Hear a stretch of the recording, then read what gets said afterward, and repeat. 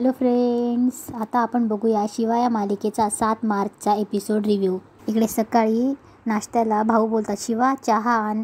तेव्हा शिवा चहा आणते. तेवढ्यात आशू बोलतो, अरे संपदा कुठे? तेव्हा भाऊ पण बोलतो, अरे हो खरंच संपदा कुठे? तेव्हा उर्मिला बोलते, तिला जरा बरं नाही वाटत ते म्हणून.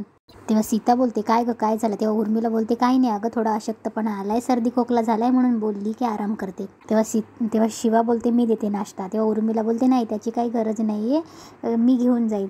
तेव्हा शिवा बोलते, अगं काकू राहू दे तू, मी तिला नाश्ता पण देते आणि गरम गरम काढा पण करून देते. तेव्हा उर्मिला बोलते, अगं नाही त्याची काही गरज नाही, खरंच मी नेते तिला. तेव्हा आशू बोलतो, काकू अगं जाऊ दे ना शिवाला, संपदालाही जरा बरं वाटेल. तेव्हा लक्ष्मण बोलतो, नाही नको राहू दे, झोपली असेल ती आणि राहू दे तिला एकटीला. तेव्हा आशू बोलतो, काय झालं काका, सिरियस आहे का, काही खूप त्रास होतोय का, डॉक्टरांना बोलवू? उर्मिला बोलते, छे आशू, अरे डॉक्टरांना बोलवायची काही गरज नाही, मी बघते. शिवा बोलते, मी बघते जरा. तेव्हा कीर्ती बोलते, थांब ना, कशाला मध्ये मध्ये पडायचं असतं सारखं सारखं, काकूने सांगितलं ना ती बघते मग. तेव्हा भाऊ बोलतात, कीर्ती. तेव्हा आशू बोलतो, तू बस ये, आपण नाश्ता करू. तेव्हा शिवा थोडी विचारत तर पडतेच.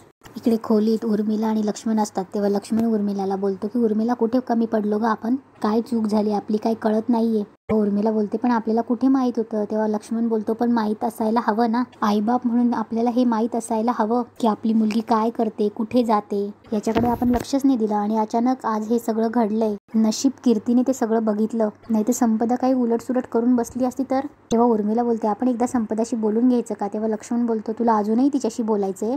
हे बघ, कीर्ती चुकीचं वागेल, बोलेल, पण संपदाच्या बाबतीत ती खोटं नाही बोलणार. तेव्हा उर्मिला बोलते, अहो तुम्ही असे रिॲक्ट झाले तर कसं चालेल, संपदा लहान आहे अजून. तेव्हा लक्ष्मण बोलतो, ती लहान नाही अजून, लहान असती ना तर हे सगळं केलं नसतं तिने. तेव्हा उर्मिला बोलते, बरं आपण बोलू तिच्याशी. तेव्हा लक्ष्मण बोलतो, मला काहीही बोलायचं नाहीये. तेव्हा लक्ष्मण बोलतो, तुला खरं सांगू, मला ना आत्ता शिवाचा पण राग यायला लागलाय. तेव्हा उर्मिला बोलते, अहो काय बोलताय तुम्ही? तेव्हा लक्ष्मण बोलतो, मग चुकीचं काय, तिच्यावर विश्वास ठेवूनच त्या मुलाला आपण सांगितलं की संपदाला शिकव म्हणून, तिच्यावर विश्वास ठेवूनच तो मुलगा घरात आला ना. तेव्हा उर्मिला बोलते, अहो पण शिवाला कुठे माहित होतं की तो मुलगा असं असेल? तेव्हा लक्ष्मण बोलतो, तुला खरंच वाटतं तिला माहीत नसेल हे सगळं?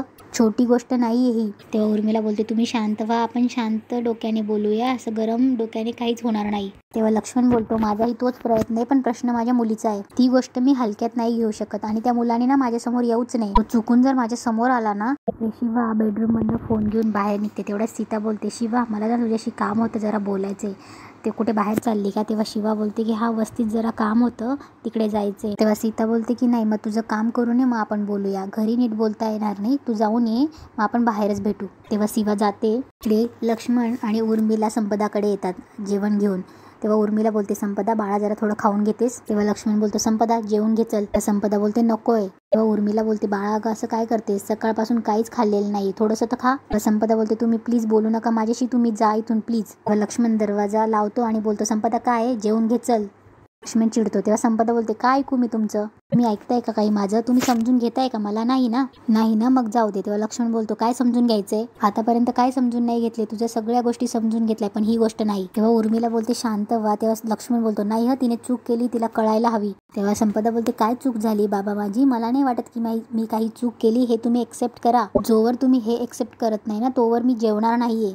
मला वाटलं होतं तुम्ही मला समजून घ्याल, आई तू तरी. आणि काही वाईट नाही रॉकीमध्ये, रॉकी खूप चांगला मुलगा आहे, रॉकी हुशार आहे, रॉकी खूप समजूतदार आहे. लक्ष्मण बोलतो, त्या मुलाचं या घरात सारखं सारखं नाव घेऊ नको. संपदा ओरडते, बाबा माझं ऐकून तरी घ्या तुम्ही. लक्ष्मण बोलतो, त्याचा आणि तुझा काहीच संबंध नाहीये. तेव्हा संपदा बोलते, तुम्ही काहीही म्हणा तरी हे शक्य होणार नाहीये. ते दोघं बोलत असतात. तेव्हा उर्मिला बोलते, अहो काय चाललंय तुमचं, जरा शांत व्हा तुम्ही.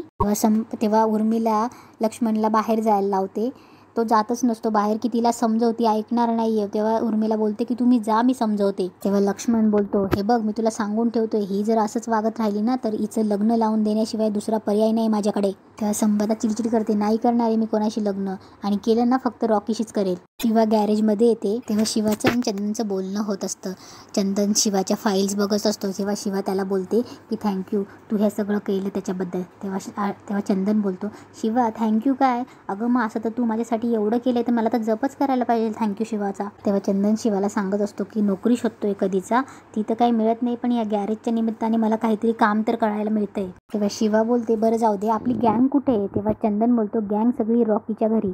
तेव्हा शिवा बोलते यांना काही कामधंदा नाही आहे का. शिवा बोलते आता तो नाही तर त्याच्या घरी जाऊन बसले. नाही, रॉकीला सांगावंच लागेल की चाव्या माझ्याकडे दे म्हणून. तेव्हा चंदन बोलतो अगं पण रॉकी कुठेच गेलेला नाहीये, तो इथेच आहे. तेव्हा शिवा बोलते काय रॉकी इथेच आहे. तेव्हा चंदन बोलतो हो, म्हणून तर ही सगळी पोरं तिथे टाइमपास करतायत. तेव्हा शिवा थोडी विचारत पडते. रॉकी पटकन घाईघाईत आवरून निघत असतो. तेव्हा बॅटरी बोलते ए भाई कुठे चाललाय. तेव्हा सगळे पाना गँग घेते आणि बोलते कुठे चाललाय.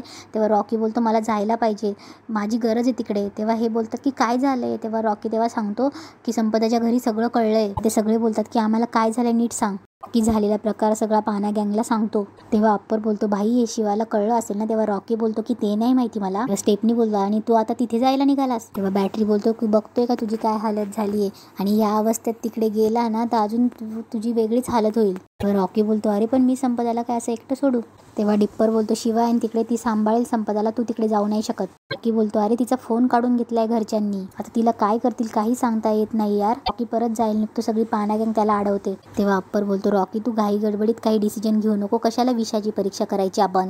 एवढ्यात शिवा तिथे येते. तेव्हा शिवा बोलते काय हे सगळं, आणि रॉकी तुझं ट्रेनिंग होतं ना, हे काय सगळं तुम्ही हे सगळं मला कधी सांगणार, आणि एवढं सगळं होऊन गेलं तुम्ही सगळे कुठे होतात हे सगळं झालं तेव्हा.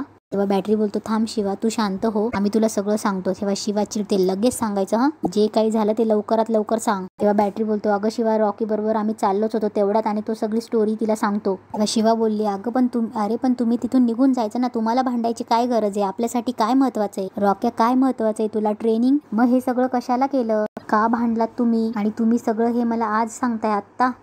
डिप्पर बोलतो शिवा यार तुझं घर आत्ता कुठे सेटल होत होतं यार. तेव्हा शिवा चिडते ते मी माझं बघून घेतलं असतं, तुम्हाला कळत नाही रॉक्या यार, मला तुला ऑफिसर झालेलं बघायचं होतं रे, हे तू काय करून ठेवलंय, तुझं वर्ष अख्खं वाया गेलं, तुला कळतंय का. तेव्हा रॉकी बोलतो शिवा मला माहिती मी चूक केली, पण तेव्हा मला सहन झालं नाही म्हणून मी हे सगळं केलं. शिवा मी तुला डिसअपॉइंट केलं, मला माफ कर.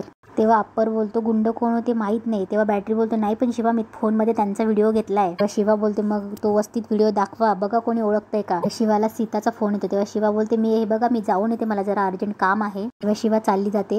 इकडे पाना गँग वस्तीत सगळ्यांना व्हिडिओ दाखवून गुंडांना शोधत असतात. सीता इकडे बागेमध्ये शिवाची वाट बघत असते. तेवढा शिवा येते. शिवा विचारते काय झालं सीताई. तेव्हा सीता बोलते बस ना. सीता बोलते मला जे काही बोलायचंय ते घरी बोलणं शक्य नव्हतं.